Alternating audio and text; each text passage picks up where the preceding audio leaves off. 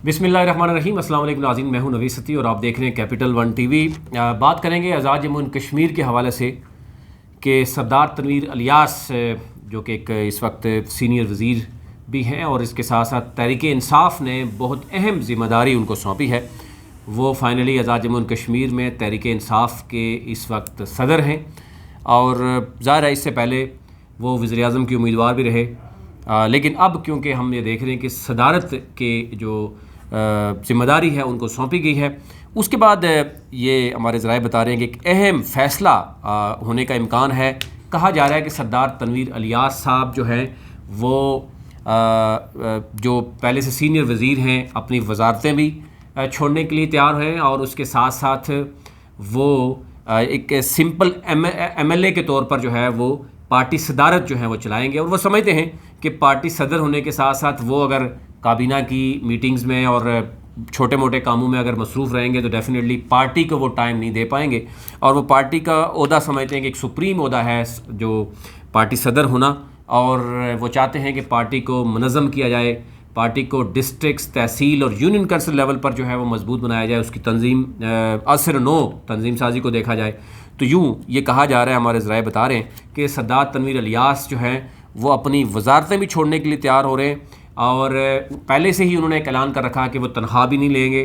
وہ گاڑیاں بھی واپس کریں گے، اور اس سے پہلے بھی کہا گیا کہ جو وزارتیں ان کو دی گئی تھی ابھی تک ایز سچ انہوں نے چارج بھی نہیں سنبھالا تھا۔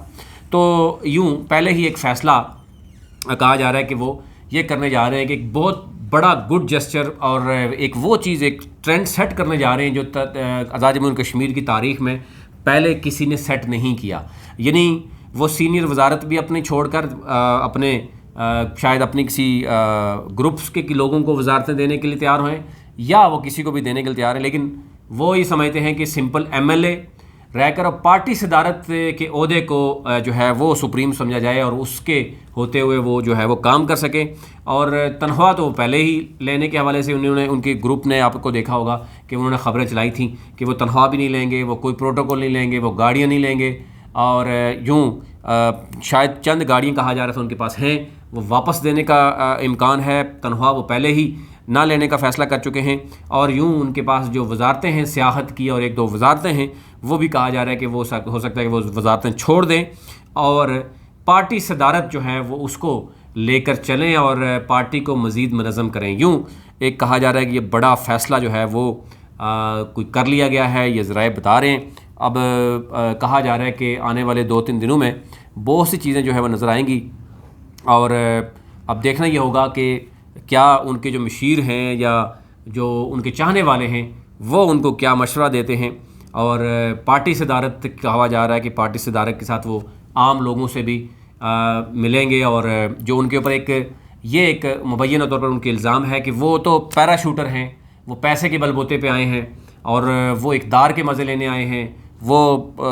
کس طرح کے الزامات ہیں، تو یہ اس کو رد کرنے کے لیے وہ ایک تو یہ چاہتے ہیں کہ تمام جو یونین کونسل لیول تک تنظیمی ڈھانچہ ہے اس کو ازسر نو تبدیل کیا جائے، ان لوگوں سے ملاقاتیں رکھی جائیں، ان کے ساتھ جو ہے مل کر جو ہے پارٹی کو مزید مضبوط بنایا جائے۔ یوں یہ کہا جا رہا ہے کہ سردار تنویر الیاس پہلے سیاستدان ہوں گے آزاد جموں اینڈ کشمیر کی کہ جنہوں نے اپنی سینئر وزارت کو بھی